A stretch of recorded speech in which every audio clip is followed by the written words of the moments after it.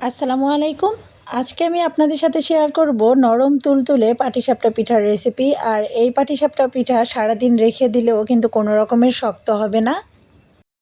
ক্ষীরসায় ভরা এই পাটিসাপটা পিঠা যাকে খাওয়াবেন সেই কিন্তু অনেক মজা করে খাবে আর সবাই আপনার প্রশংসা করবে। আশা করছি রেসিপিটা ভালো লাগবে। তো চলুন পুরো রেসিপিটি দেখে নেওয়া যাক। পাটিসাপটা পিঠা বানানোর জন্য এখানে আমি 1 কাপ পরিমাণের চাউলের গুঁড়া নিয়েছি 1/2 কাপ পরিমাণের ময়দা দেওয়ার কারণে কিন্তু সারা দিন পিঠাটা নরম থাকবে। 1 টেবিল চামচ পরিমাণের গুঁড়া দুধ দিয়ে দিলাম, এতে করে টেস্ট ভালো আসে।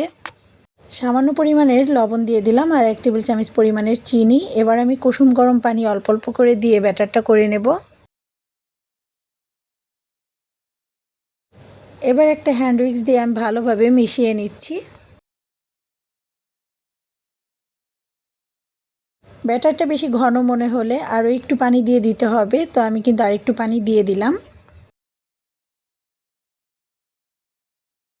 টোটাল 1.5 কাপ পরিমাণের পানি দিয়ে নিয়েছি আর এরকম হয়েছে ব্যাটারটা, দেখতেই পাচ্ছেন কেমন ঘনত্ব রেখেছি।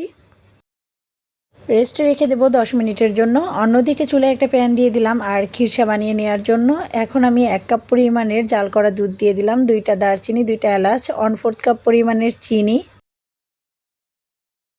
দিয়ে দিচ্ছি, 2 টেবিল চামচ পরিমাণের চাউলের গুঁড়া। আর এতে করে কিন্তু খিরসাটা খেতে অনেক বেশি মজার হবে। 1/3 কাপ পরিমাণের নারকেল কোড়ানো দিয়ে দিলাম।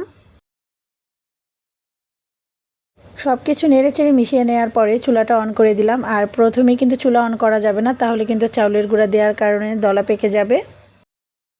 এখন স্বাদ বাড়ানোর জন্য দিয়ে দিলাম 1/4 কাপ পরিমাণের গুঁড়া দুধ। আর গুঁড়া দুধটা অবশ্যই দিবেন, তাহলে কিন্তু এটার টেস্ট অনেক বেশি ভালো আসে। চুলার আঁচটা মিডিয়ামে রেখে আমি অনবরত নেড়েচেড়ে এই খিরসাটা বানিয়ে নেব। কোনোভাবেই কিন্তু নাড়াচাড়া থামানো যাবে না, তাহলে দলা পেকে যাবে। খিরসাটা হয়ে গেছে, নামিয়ে ঠান্ডা করে নিচ্ছি। অন্যদিকে আমি চুলায় একটা প্যান দিয়ে দিলাম আর এর মধ্যে দিয়ে দিলাম 1 চামচ পরিমাণের ব্যাটার। এটাকে আমি এইভাবে একটু ঘুরিয়ে রাউন্ড করে নেব।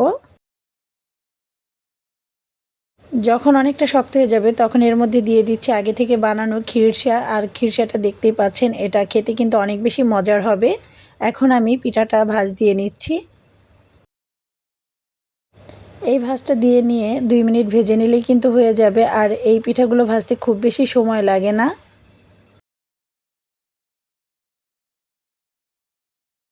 উল্টে পাল্টে আমি 2 মিনিটের মতো ভেজে নিয়েছি। এবার চুলা থেকে নামিয়ে নিচ্ছি। একইভাবে সবগুলো পিঠা বানানো হয়ে গেছে। পিঠাগুলো দেখতে যেমন লোভনীয়, খেতেও হয়েছিল ভীষণ মজার। আশা করছি রেসিপিটা আপনাদের ভালো লেগেছে। ভালো লাগলে একটু বেশি করে শেয়ার করে দেবেন। সবাই ভালো থাকবেন। আজকের মতো বিদায় নিচ্ছি। আল্লাহ হাফেজ।